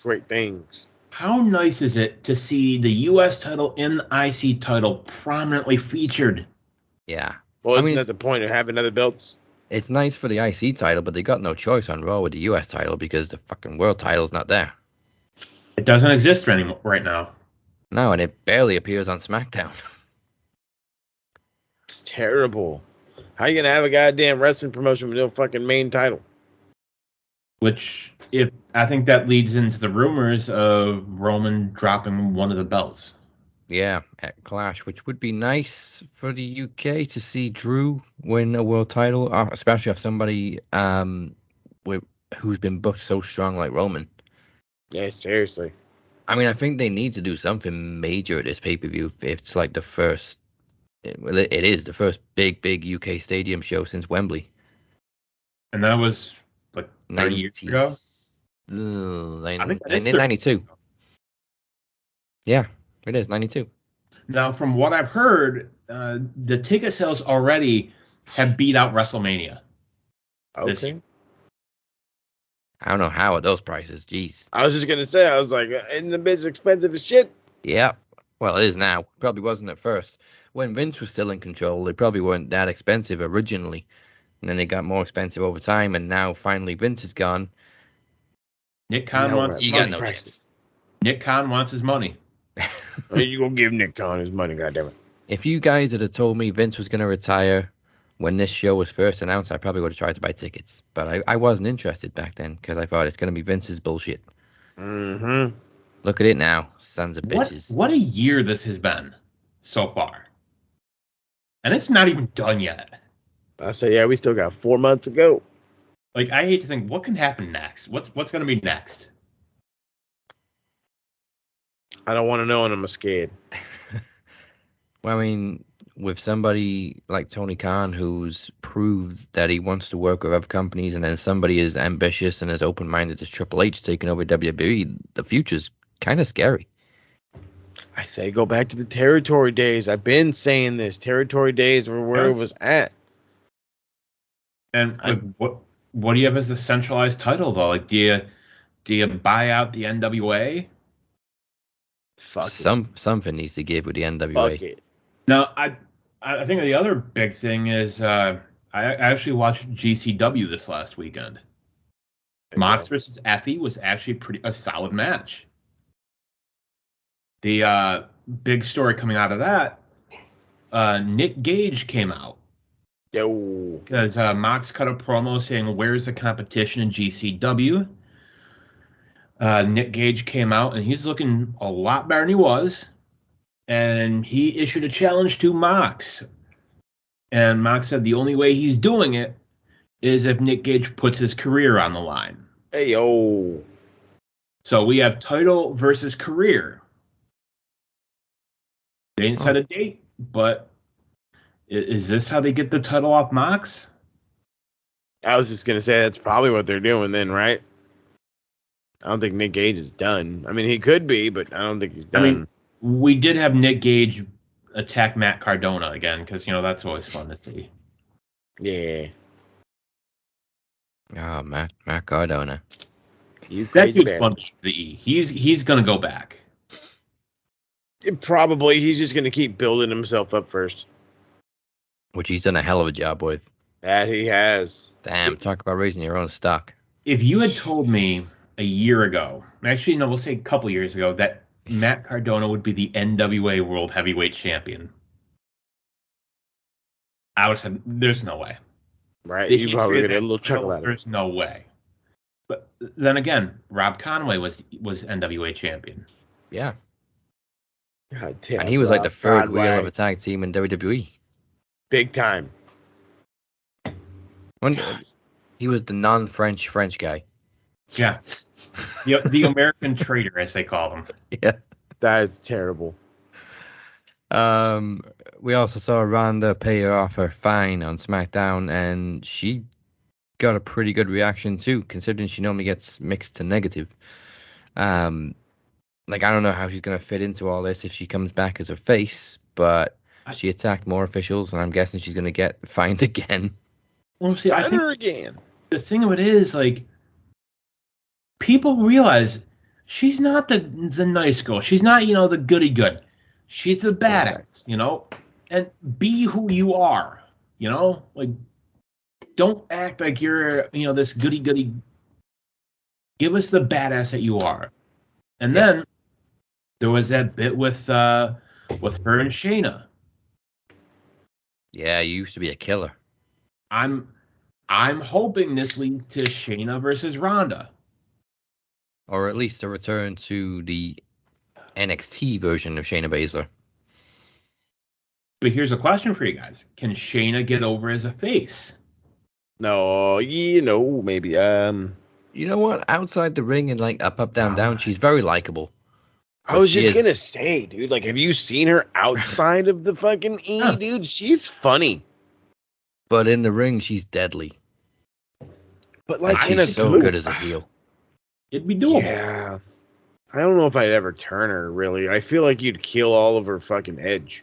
Just be be somebody that's, not necessarily a heel, not necessarily. Okay, then be, tweener mode. I can fuck with that. Question is how? How can you get somebody that, I don't want to say unlikable, but that, I guess serious would be a word to use? Look what they did with Brock. But Brock has God damn it. I was going to say Brock has a personality, so does Shayna. They made Brock likable. You know, you go to Paul Heyman, you go to Paul and you say, Paul, work your magic. You know, come up with something. Hey, hook me up, Jack. I mean, look what Paul did with Roman. True that. You had people pull Roman out and saying they were giving him the "you suck" chance, you know. And now Paul made Roman into the biggest star they've got. Oh yeah, for sure. It was not Vince. It was not anybody else. It was Paul Heyman. No denial. Paul Heyman has been a gigantic, I guess, cog in the machine, if you will, by the way of creative. And no, I think he would be excellent for Shayna. He is the perfect guy for serious people. Yeah. Like, even if you don't have him manage her on screen, you know, at least, you know, come up with a storyline. You know, just have Shayna be the person that, you know, comes in, does what she wants, and people will gravitate towards that. Yeah, they will. You're 100%. I mean, her and Ronda should have been what Becky did with the man. Because she started off as a heel, but she got so fucking popular, and she didn't change. She was just a constant badass. And we can also thank Nia Jax for part of that too. Oh yeah, it's all her fault for punching her in the nose. Like, you know, before that, people were booing Becky. But then when that happened, people instant respect. The man got over that gimmick was the respect. Yeah. Instantaneous respect. And you build that respect around Shayna, I'm telling you, it's the way to go. I mean, you're not saying anything I don't like. I'm all about all this. You have Shayna versus Ronda. You just have Ronda just dog down Shayna. You know, just saying, you know, look at you. And just she mocks how Shayna never really reached the levels that Ronda did in the UFC. Okay. And just dog her down, and I'm telling you, the fans would gravitate towards Shayna. That would work, yeah. The fans love a good sympathy story, and it usually works. I must say, it usually works. I mean, 60% of the time, it works every time. Look at Dan Bryan at WrestleMania 30. The whole plus player gimmick. I was going to say they even made us feel sorry for Brie Bella at one point. I don't understand how you do that, but hey, if it works, it works, right? Hey, that was like a hot second, Dazzy. That was a hot second. I know, but it happened. Well, it was one hot second. I never thought I'd be feeling sorry for her. Hey, right? Like all of a sudden, what is this feeling? Shit. I care. Riddle, back from injury, now looks to be taking on Seth again. Which is fine. I mean, we never got their match at SummerSlam. No. But I like... No damn sense. Speaking of serious, though, I like a more serious Riddle. I don't think he's used to being that serious, but... No.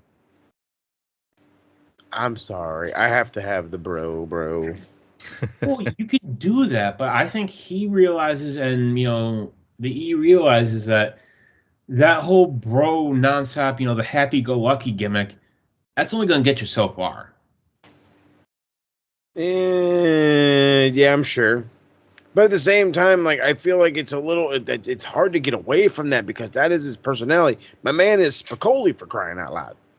I mean, just as an aside, can we please get Pete Dunne, a segment between Pete Dunne and goddamn Peter Dunne? Can we get Pete Dunne and Riddle just in a backstage segment? Like, those two were golden. Very short-lived. Mm-hmm. The Broserweights were awesome. They really were. They really, really were. And while we're there, let's drop the Butch. Please and thank you. I mean, that name is god awful. Just kind of act like it hinted never at it. happened. Act like it never happened. He's kind of hinted at Clash at the Castle. Just tweeted out a picture of him as Pete Dunne, not Butch. Peter Dunne. So one can only hope. So Main event, AJ and Lashley, again, two solid matches for the mid-card titles. They're pushing those workhorse belts. Oh yeah, which is great. do it. And thank God. Yeah, thank God, Triple H. That's the only upside to Roman having both titles and only working part-time now is more focus on the US and IC title, which is what Vince should have done for the past year. Well, for the past 5 years. There you go. Honestly. So on to AEW. We kicked it off with an absolutely golden segment between Punk and Mox. This, since he's come to AEW, this is the most CM Punk I've seen CM Punk be on the mic. Yeah. Yeah, this was really, really good. It was so good I went back and I watched it again. And it's just like listening to it, it's like, dude, this is why you gravitated yourself towards him in WWE. Just his lack of a fucking, like, he doesn't think, he just goes. Like, honestly, I don't know. I loved the whole back and forth they had right before they fought, where, you know, John's all super passionate. You know, I'm the heart and soul of this company, and this. And he's like, that's fine. I'll be the dollars and cents. I fucking cracked up. I was just like, dude, you can't shut him up. You just can't do it. Like, this is what Punk's all about, and I'm excited for this. I felt like the pull apart shit got a little overdone because they did it again later. Yeah. But all in all, I'm excited. Also, security can't get there fast enough, so they were like throwing slow punches. First off, that was some of the worst security I've ever seen. Goddamn, Wayne Campbell was out there without his Wayne's World hat. That motherfucker didn't do jackass shit. God damn. And then we got Pat Buck. Oh yeah, that Oh, fucking fucking Pat Buck Pat. comes running down. And he always has to stick out in his colorful suits. Bro, it's because he's a ginger. That's what it is. I'm sorry. I'm going to get some Oh. backlash. The community's already mad at me, but I don't give a shit what color suit he comes down in. That motherfucker was sticking like a sore thumb because of the fucking red hair and beard. That's what I mean. He doesn't need a colorful suit. Who was it that put him on his ass last week? They just fucking suspended, fucking goddamn, was it Wardlow? It was Wardlow. Yeah, I was gonna say. Was it Wardlow? No, because Wardlow was backstage with FTR. Somebody got suspended. Shit. Was it last week or the week before? No, it was last week. Oh, Luchasaurus. That's right. Yeah, I was gonna say he wasn't the wrestler of the week last week, but I was gonna say shout out to Luchasaurus for headbutting Pat Buck. There you go. Thank you very much. Do it again. Thank you. Do it before the show next time. Just walk up to him when you get to the arena and just headbutt him. Wham! Oh shit! He's out of there. But yeah, I'm looking forward to this match. I said at the start of the show it's one of the TikTok topics. I don't expect there to be a clean result next week because they brought the unification match forward and they didn't exactly explain why, other than they can't keep them apart until the pay-per-view. But there's no way they're going to rob us of this match on pay-per-view in Chicago, so it's still going to happen. You know, if they're really smart, you have MJF come out next week. Yeah, I saw the little vacation. Then Then Howard's prediction. At All Out, you have a triple threat. Ooh. Not only that's a new one. Does MJF win the title, he wins it in Chicago by beating CM Punk in Chicago again. Mm-hmm. I mean, there we go. You're building stories. You're repeating. Well, I wouldn't want to say you're repeating, but you're rebuilding somebody who's been gone for a bit. I love all that. So you can have MJF say that he has beaten not one, but two ex-WWE guys and embarrassed CM Punk in his own hometown again. 3 times he's done it. Yeah, that would have been 3 times. Yeah. I like it. Yeah. And man, all the burns that came from Punk towards like Mox being the third best guy in his faction again. Eddie being like the third best Eddie, the second best Kingston he's ever shared the locker room with. And I was like, what other Kingston did you share the ring with? And then I think the last one was Moxley won't even be the first John that I've beaten in Chicago for a title. That one was great. It was a great one. That's the genius of Punk, is that he takes digs while not being so obvious about it. Yeah, that's like true. He could have just said you were the worst guy in the Shield.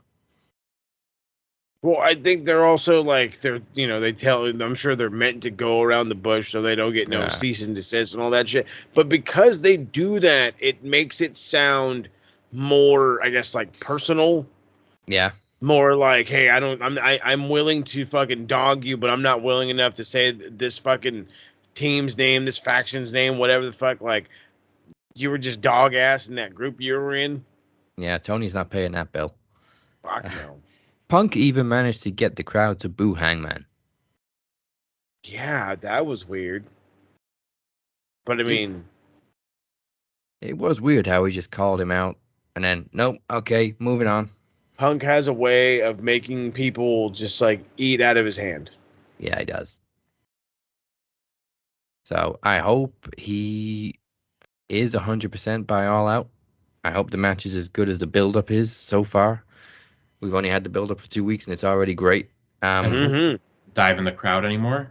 Yeah, don't dive in the crowd anymore. Do that again. It's cool, but it's dangerous. You know, I kind of want to see CM Punk versus Kenny Omega now. Like, I want that. I felt like AEW's been lacking a little bit for the past few weeks, but last night's was one of the best shows in a long time. Yes, sir. No disagreements here. No buckery. No buckery. Beautiful stuff. Maybe Luchasaurus headbutted some sense into him. Bam! Oh, jeez.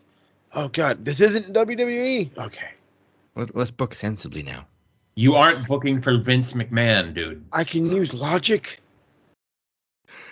What, people don't need scripted promos? What do you mean you don't need me to tell you what to say? So there was this segment. There was also Jungle Boy and Christian Cage, who also got into a scuffle after some words. Like Christian actually thought apologizing was going to work, or... Oh, yeah, come on. I want to take you to the promised land. And I was like... And that beatdown was great from Jungle Boy. Yes, it was. Like, it looked good. Christian kept trying to crawl away. He kept dragging him back. Very good. Arm stomp was great. Yeah. I like it. I like it. And Jungle Boy's improving on the mic, too. He needs to make one gigantic improvement, though. Get it closer to your face. Because he's, like, over here like this, and I'm like, dude, like, come on. Like there's guys, like, if you go... I don't know. I maybe I'm just used to the dudes in the either. There's a lot of dudes that literally they'll have their fucking mic like right here. Yeah. And it's like, that's perfect. Stop yelling. I mean, Taker always used to like knock the square off of the microphone and just hold it as a normal mic. Oh yeah, that fucking square would be annoying as shit. Danielson got his revenge over this was the match with all the Dragon references under the sun. Dragon versus Dragon, House of the Dragon, Ricky the Dragon on the bell. He gets his revenge. Right, yeah, he was in the a last special match. timekeeper. Yeah, he goes 2-1. But the surprising one was Garcia getting the first fall by pass out again. Yeah, that one made me think like, oh no, Brian's done. Like, this is it. And then it just kept going and kept going and kept going, and there was technical spots, and there was after the first fall, I swear it felt like I was watching old Bryan Danielson, like Ring of Honor Bryan Danielson. He's out there, he's malicious, he's vicious with all of his shots. All of them are stiff. They stiffed the shit out of each other in this match. This thing was fucking brutal. He called Bree and said, if you fucking turn on the TV, I don't want to hear it. Because, goddamn, they beat the living shit out of each other. Fucking Garcia first off, the spot alone where fucking goddamn B-Dry is tripoding himself up on fucking Garcia's legs just to get dumped on his fucking head was amazing and also scary as holy shit. B-Dry took fucking bump after bump after bump after bump, and I'm just like, dude, your fucking schnoggin has got to be on fire. And then the whole thing was just, it was great. It was brutality at its finest. It was, I think, like 26 minutes or something like that. 27 minutes, something like that. Phenomenal. Phenomenal shit. I gave it 5. If anybody doesn't give it 5, you don't know shit about shit. You know, I would give it 5.5, honestly. I can go over it. I can go over. The biggest thing beyond, you know, as good as Danielson was, this further cemented Daniel Garcia as a fucking star. Yeah. Oh, for sure. For sure. He's had such a rub. Like, you made him look golden. Not only did you make him look golden, but you're already teasing him, turning on Jericho, turning him face again, and pretty much signing him right on over to the Blackpool Combat Club. Which I think is going to happen next week. And hey, this is how you do it. Okay? Hell, this whole motherfucking show was making stars. This whole motherfucking show. Like, this is why this was, I mean, I don't want to say that's exactly why, but this was one of the better fucking shows of the year, if not the best. Mainly because of all the actual fucking eventful stuff that happened. All the great stuff that happened.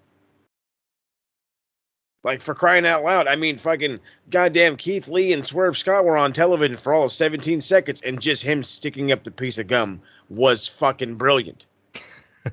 I fucking died. Like, it was brilliant. And it probably won't, but this is one of the shows that should have got over 1 million. Yeah. What are they on now? Like 920,000 average, something like that? Something like that. I mean, baseball is winding down, but there's the NFL preseason going on. I mean, I'm hoping that it gets that, because it deserves it. This was that good of an episode. Yeah, I mean, I don't watch foosball because foosball is the devil, but yeah, Chad. Are there football games on Wednesday nights? Sometimes preseason. I mean, like regular season. Oh God, no. So yeah, you'll be fine, you know. And I think you continue doing what you're doing, and you gotta think for a 3-ish plus year old company, they're doing okay. I say so. We've seen a major leap in WWE's ratings the past couple of weeks because Triple H has taken over, and it's exciting, but there's really no excuse for people to start watching Dynamite. Get back to it. No, I don't think there's an excuse. I think honestly what it is those fans that were on the fence see, oh, Vince is gone, here we go. And now I don't have to watch AEW to get the things that I actually like, and blah, blah, blah, blah. But then again, here's what I'm going to say. I'm all for the H movement, and I think it's going to go fantastic. Yeah. But at the end of the day, they don't answer to anybody else other than shareholders. Yep. Okay? So that you have to have your company in a direction to please shareholders. They ain't got to please a motherfucker in AEW. Except Tony Khan's happy. The network. They got to please them. And hey, from the sounds of it, that network is ecstatic that they're there. Now, I think the thing with also is you got to look at who your company is cheaply geared towards. The WWE, yes, it's been a lot better, leaps and bounds. They're still your more entertainment based. Mm-hmm. Mm-hmm. And there's nothing wrong with that. No. Nothing at all. AEW is more wrestling based. It's more of a hybrid, like a New Japan WWE hybrid kind of thing. Yeah, that's a good way of putting it. And people got to realize it's not a thing where you have to watch one or the other. Like you watch AEW, oh, you can't watch WWE, and the other way around. I'm not watching them. I'm just fucking. So you can watch both shows. You can watch NXT. They put on a good show this week. Yep, they did. Yeah, I haven't gotta get back into NXT yet, but I might get there. At least watch this past week's. This was Heatwave. Interesting. The ending alone was kind of made me wonder. Made me wonder. Oh, what song is that? I have no idea. Now you got it. It is a song. I'm sure it is. Oh, it's Stairway to Heaven. There you go. No Stairway. Denied. But yeah, it was eventful. We also got the Gun Club turning on Billy. You say one thing about Wayne Campbell, and bam, They there we turned go. on Daddy Ass. Bro, this was excellent. And I fucking hate that I'm admitting how awesome and excellent this whole fucking thing was, because you literally you bring out Varsity Blondes, which, by the way, I don't know who the strength and conditioning people are over in AEW, but I fucking applaud the shit out of you, dude. Every single guy that I haven't really got a good look at, most of them, or they've started this way and this is where they're at now, they've all fucking improved physically. Fucking Brian Pillman, I remember he had a pudge. That motherfucker shredded now. He looks almost identical to his dad, okay? Griff Garrison, he went from the skinny nerd to he looks like he put on 15 pounds. And so I'm like, all right, dude, okay, I'm riding this momentum. And then out comes the Gun Club. One move, fuck out of my ring. Okay. So legitimacy from the ass boys. All right, so we got some legitimacy. Here we go. Turn on Daddy Ass.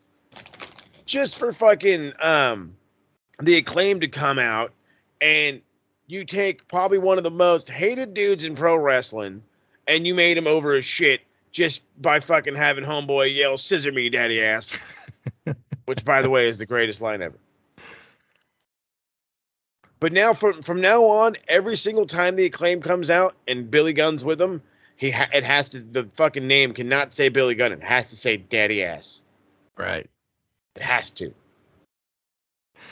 Oh boy, I didn't really see a turn coming, but you could see they were setting it up. Oh yeah. In the no, I segment. think it was Harold that was sniffing it out last week. And you know, I think it's over.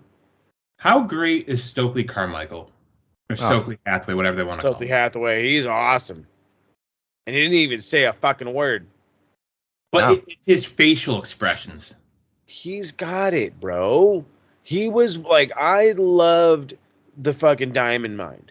I did. I hated Ivy Niles. I couldn't. They just fucking wanted to push the shit out of her that she can do aerobics than a man. Like she can you can do more pull-ups than me. You can do more push-ups than me. Other than that, she was green as a motherfucker. But I still liked that faction.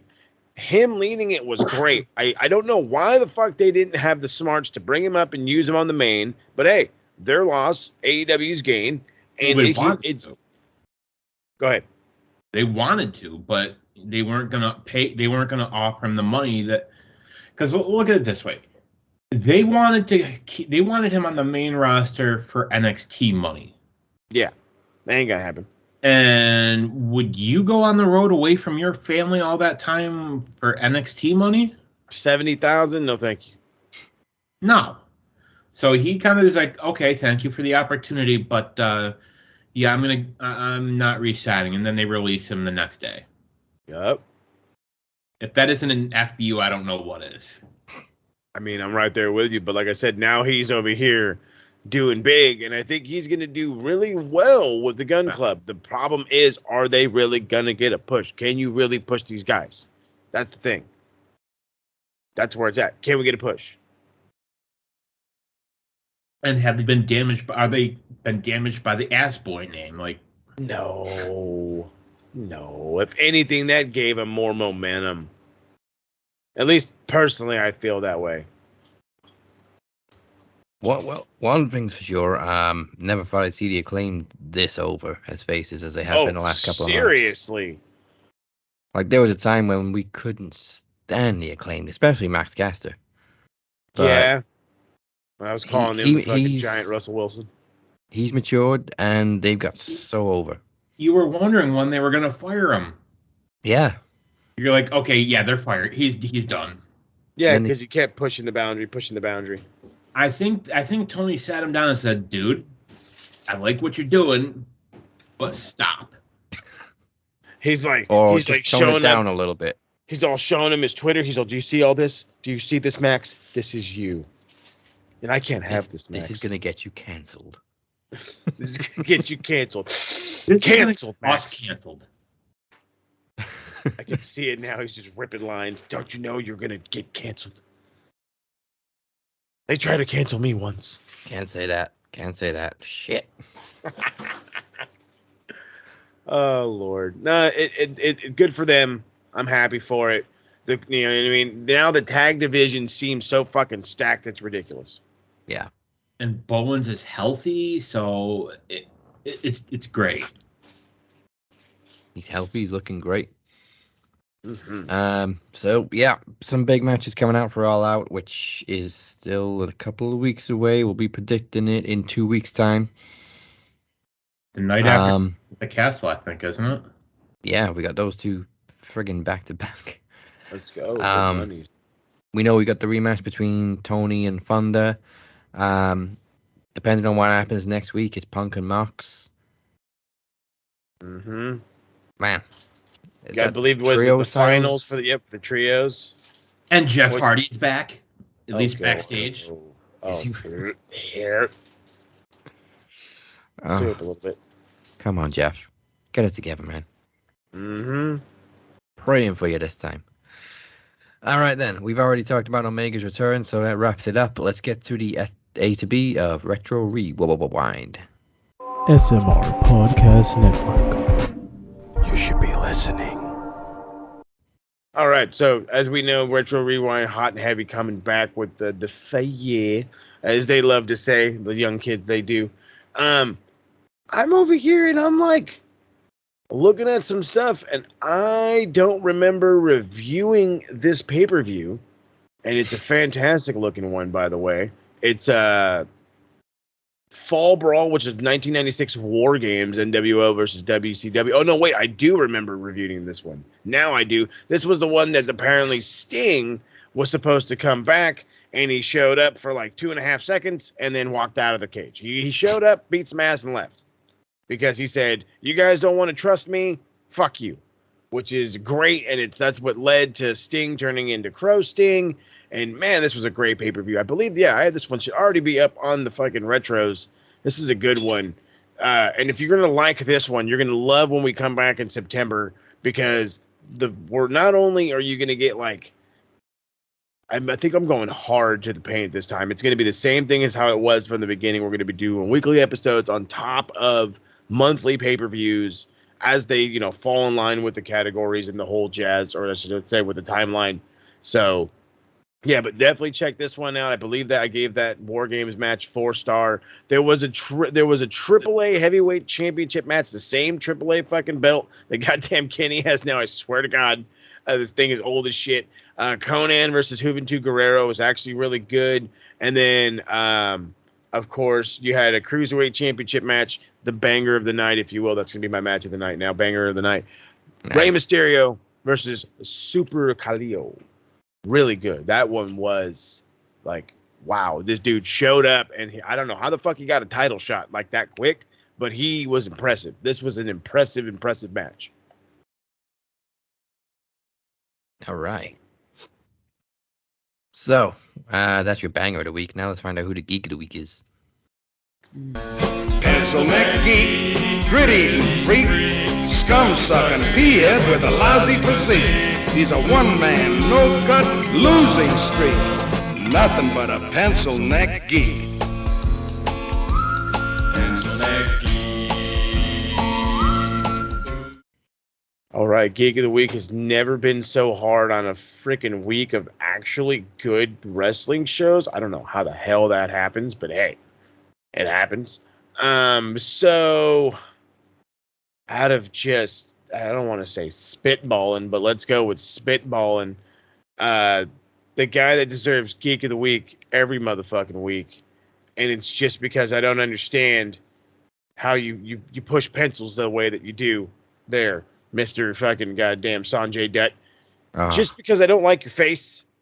And honestly, that's really about it. Like, I swear to God, I've got nothing this week. I really, like, everything was good. Everybody was good. It's a shocker, but I will admit that is one guy that I can't stand. His face is Sanjay Dutt. So because of that, because I don't like your face, you're the Geek of the Week. Yeah.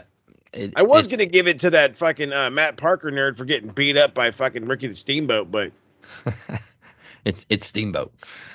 Exactly. It's the voice of Sanjay for me. It's the only segment from Dynamite that I fast forwarded. I can't. You're like, oh nope. As No, soon as he thank starts speaking, nope. For No, me, it's thank great. It's great value, Kali. Oh man. No, I think I'm sticking with Dollar Tree, bud. 2 loaves for $1. Ah, Jesus. we had the great Kali. Now we've got the okay Kali. The okay.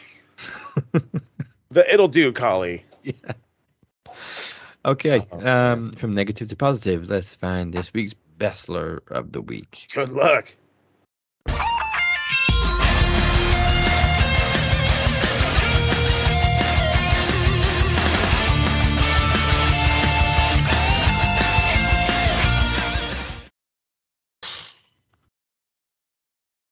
Definitely need good luck because I can't decide between 2 people this week, so I'm going to give it a tie. One from WWE, one from AEW. So first up from WWE, Wow. somebody that's undergone a huge transformation this year and is absolutely killing it every week.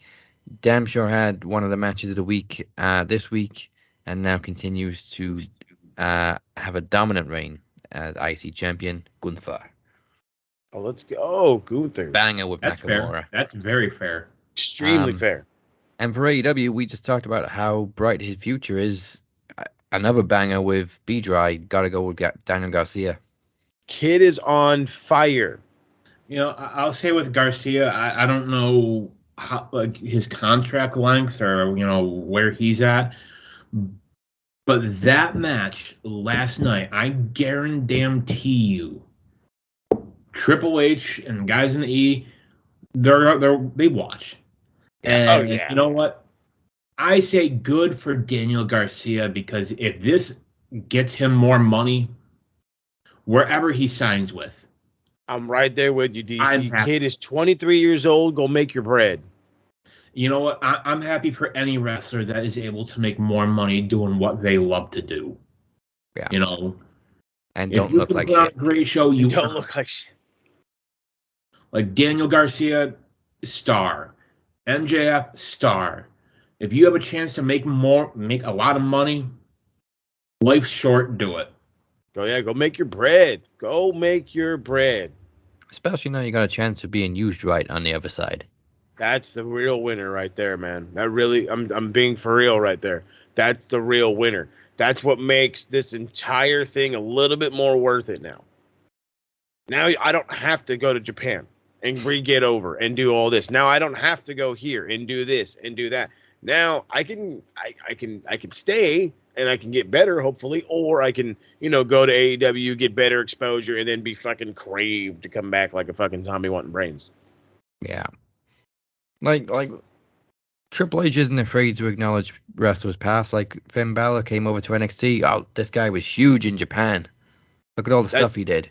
I know, and I'm glad. Let's keep this going. Start talking about the outside accolades. You act like we're that stupid. Like we really don't know that there's wrestling outside of AEW and WWE.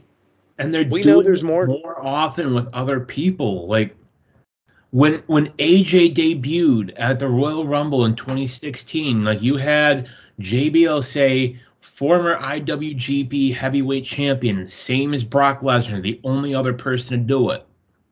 Yeah, that was a great line. And then I think somebody shit on it. If I remember correctly, I swear somebody then shit on it. Oh, well, that doesn't mean much here. I think it was Michael Cole. Yeah, probably. Oh, fuck. But that was probably a line fed from Vince. Oh, yep. Guarantee. Michael Cole seems much happier now. I was just going to say, I think working with fucking Pat literally has made his whole life. And because of that, he's become more tolerable. But now he went from tolerable to this guy's likable. Yeah. Like, you think of all the great teams we've had in the past, Gorilla Monsoon and Bobby Heenan, JR and Jerry Lawler. I think you got to have Pat McAfee and Michael Cole in there, too. Oh, dude, they're a top 3-4 team. Are you kidding me? They're awesome. Like, this was a group that you didn't think was going to work, and it's worked out to perfection. I didn't think Pat McAfee was going to work on commentary. Oh, I already knew he was going to. I knew he was just going to always be that different guy. That was going to be the problem. He was always going to be the different guy, and if it were you going to be able to hang with the different was the goal. You know what's funny is like when Pat first signed and he did the interview with Michael Cole and he said, "What if I fuck this up?" And Cole went, "You're not going to mess it up because I'm going to help you." They got it completely backwards. It's McAfee who's helped Michael Cole. Yeah, seriously. See, I mean, I'm sure, Michael got him comfortable. Hey, talk to this guy. Hey, talk to this guy. Hey, don't do this. Hey, don't do that. And then Pat's like, all right, cool. Let me show you a couple things, bud. And hey, fucking run with it, man. Fucking run with it. The day he gets Michael Cole to dance on the table is the day he's made it. Hey, I'm popping that day. That's the day I'm turning SmackDown on.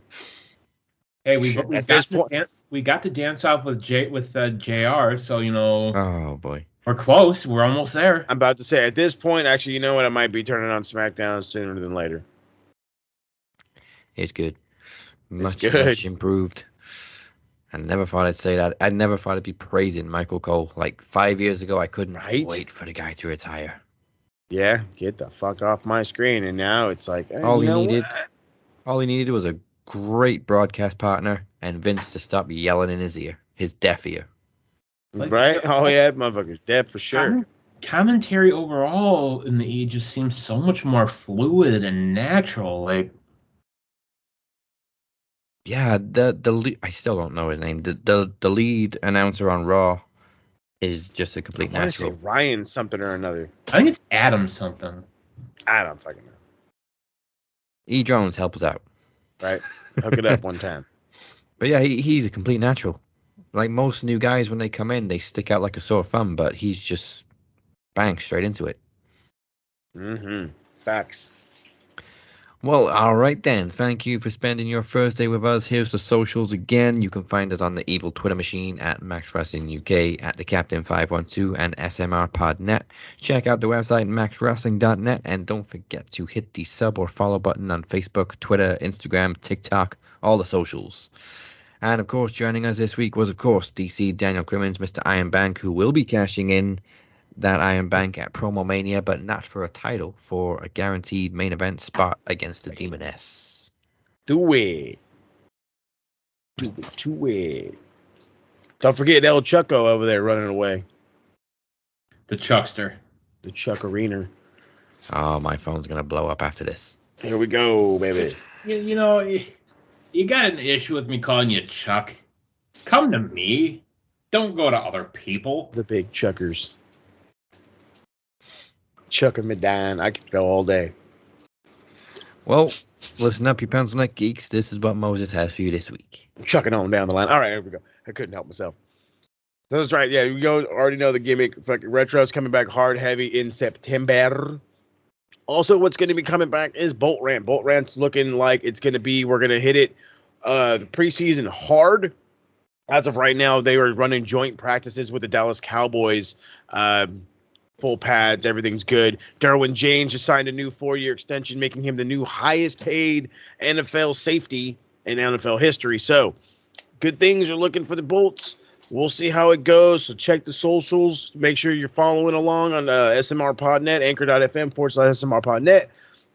Come September, I want to say it was the 6th was the first day I was talking about, and all of it comes back then. We're flooding the networks.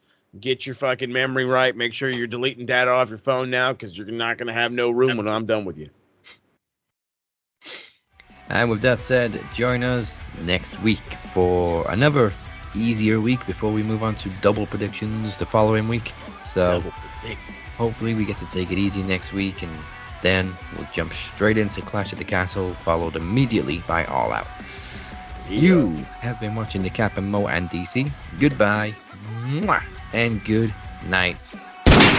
Check it on down the river. Happy birthday, Travis, and go fuck yourself. Happy birthday, Trav.